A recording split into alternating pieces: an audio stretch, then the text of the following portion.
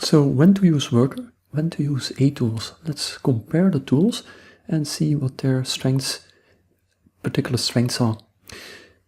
So basically the scenario, if you have single core work items, then worker works very well. And atools also works, but depending on credit policies or scheduling policies, it might be fairly expensive. So you just need to check whether that applies to your particular environment or not. So multiple multi-threaded work items per node, they can be done with worker, but of course you will lose some efficiency, so it is somewhat expensive.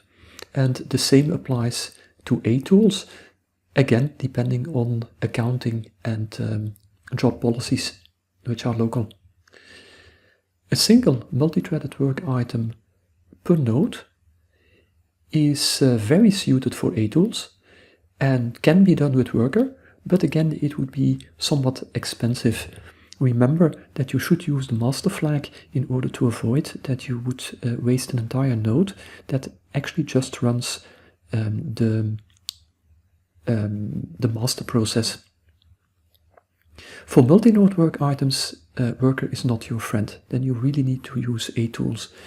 And also, if you want to use a scheduler that is not PBS Torque, you should definitely use atools.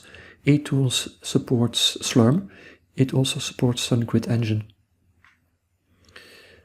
So there is a common feature set, like resuming jobs, redoing failed items, and so on. Data aggregation, job statistics, all of that you can do both with worker and with atools. The design principle is always ease of use. So basically, I personally view them as complementary tools. Depending on what you want to do exactly, you choose either worker or atools.